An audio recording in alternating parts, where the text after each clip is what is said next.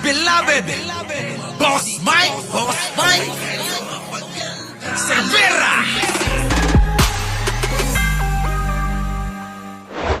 Officer 1 Vincent Tacorda. Ayan mga kababayan, pulis to ha.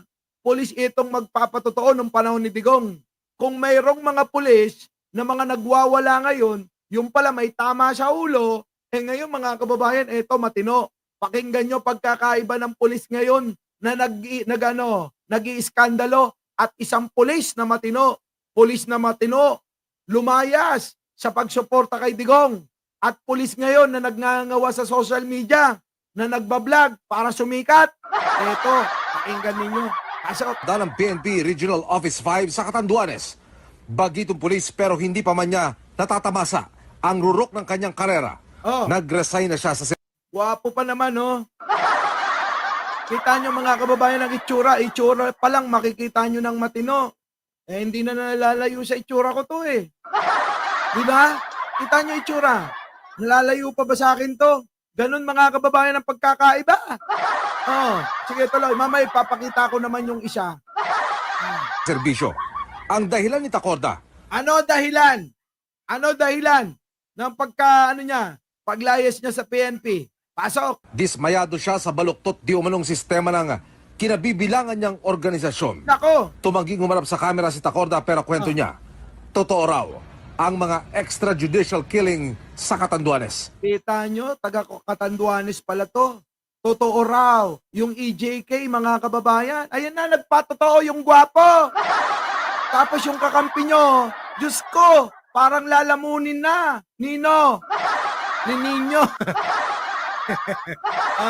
Tuloy. Ito sa mga rason ma'am na nag-resign ako. Hindi ko na kaya ma'am. Hindi ko na kaya ang pressure. Isa sa mga rason kung bakit ako nag-resign is hindi ko na kaya. Hindi ko na kaya ang pressure. Hindi ko na kaya ang sistema. Ayoko na. Ayoko na sa PNP. Sabi, mga kababayan, nag-resign mga kababayan. Ganon. Yung isa, mga kababayan, yung isa, nag-resign ba? Ayun mga kababayan, kung ano-ano sinasabi niya. Mali po yun. Kaya anong ginawa? Sinampan ng kaso. Tuloy. Hindi ko na kaya ma'am ang sistema. Abo ko na ma'am. Abo ko na sa PNP.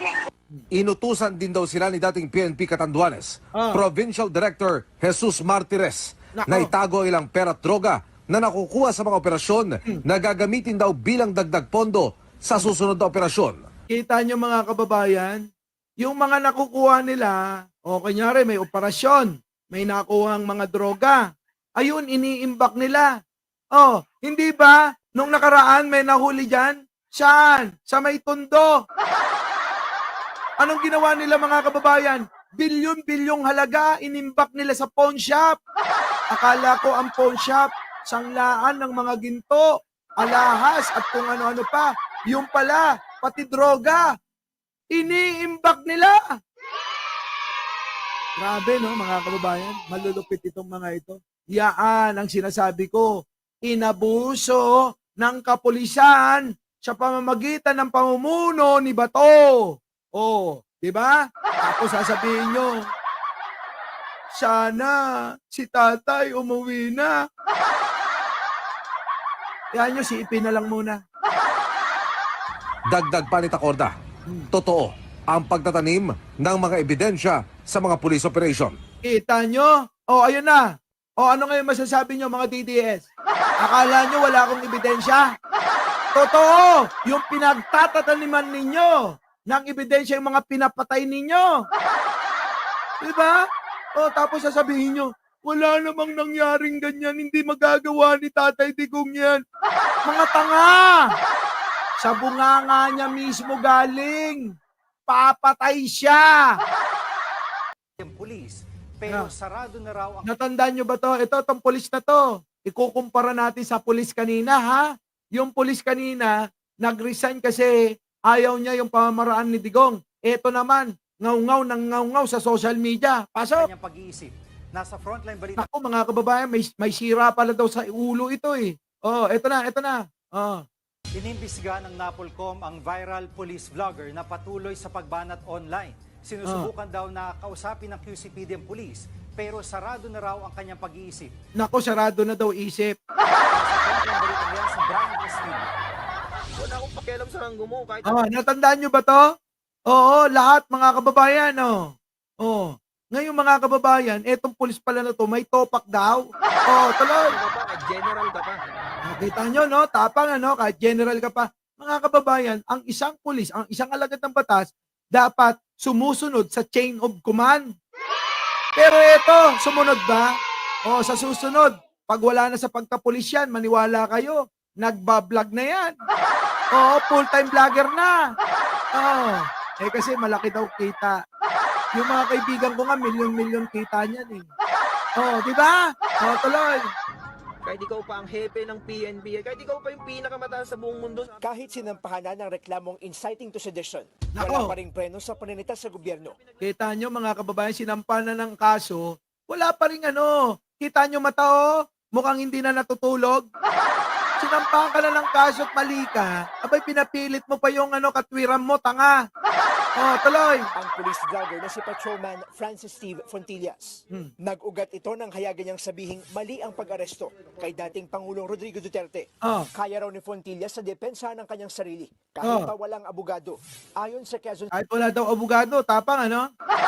Sige nga, pagka natimanda to, ano kaya mangyayari dito? City Police District kung saan nakadestino ang pulis, Oh. sinusubukan nilang kausapin si Fontillas. We tried all our effort.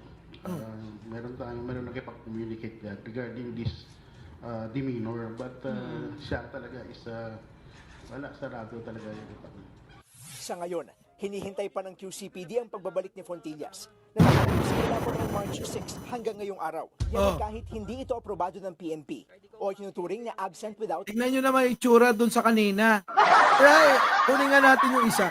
Mga kababayan, ito, tignan natin. Oh. Ano pagkakaiba? Officer Juan Vincent Tacorda ng PNP Regional Yan, ang pagkakaiba.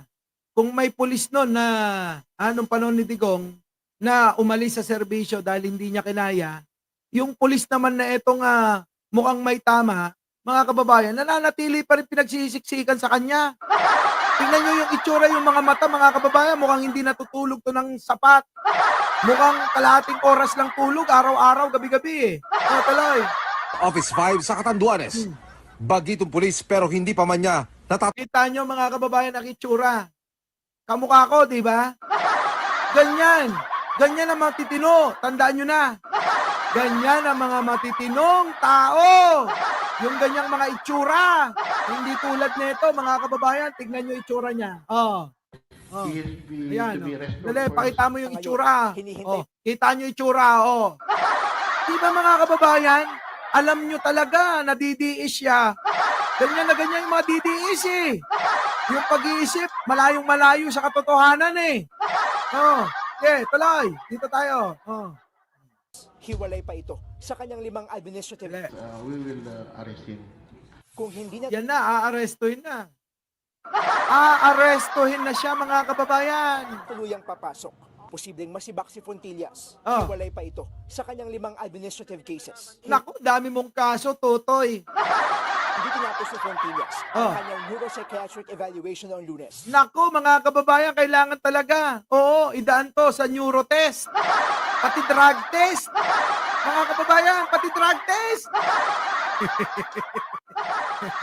Ay, naku, mga kababayan. Kita nyo naman ang pagkakaiba nila. ang rurok ng kanyang karera. Yan o, tingnan nyo katwiran ni Kuya. Hindi to na demanda. Bakit to? O, nandiyan si Kainaro. Kainaro, minsan ano nga tayo? Pwede ba, Kainaro? Oy, sa mga hindi pa nakasubscribe kay Kainaro ha, subscribe nyo ha. Oh, Kainaro, pwede ba collab tayo? Oo, isang matalino at isang luko-luko. Matalino yan, si Kainaro, baka akala nyo. Di ba, Kainaro? Pwede ba yon? Isang matalino at isang luko-luko. Pwede, no? Pwede. Ay, tuloy.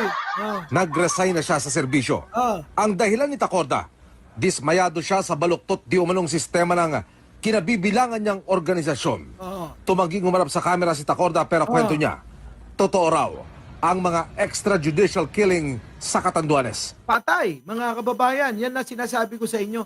Ganito ang matino. Ganito ang may malawak na pag-iisip.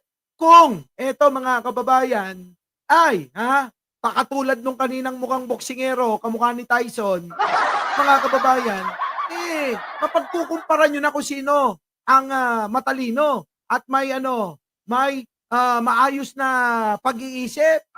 Ang kung sino yung may tamang pag-iisip. Di po ba mga kababayan? Huwag na yung itsura mga kababayan kasi kung itsura pag-uusapan, wala na. Hindi na natin kailangan pag-usapan. Itsura. Malaking factor kasi yung itsura. Tuloy. Sa mga rason, ma'am, nag-resign ako. Hindi ko na kaya, ma'am. Hindi ko na kaya. Kita nyo itsura, di ba? Konti na lang, kamukha ko na yan. Tuloy. Pressure. Hindi ko na kaya, ma'am, ang sistema. Habog ko na, ma'am. Habog ko na sa PNP. Inutusan din daw sila ni dating PNP Catanduanes, Provincial Director Jesus Martires, na itago ilang pera at droga na nakukuha sa mga operasyon na gagamitin daw bilang dagdag pondo sa susunod na operasyon. Kita nyo mga kababayan, ganon, iisa yung estilo nila kasi iisa lang yung baba na instruction. Nagets ninyo? Iisa lang yung pamamaraan kasi iisa lang yung instruction. Mapapansin ninyo yung mga tinago, nasabi ko kanina, yung tinago nila sa pawn shop, napakaraming droga. Ganon din ang ginagawa nila. Itinatabi, iniimbak yung mga pera, yung mga droga. Ganon din.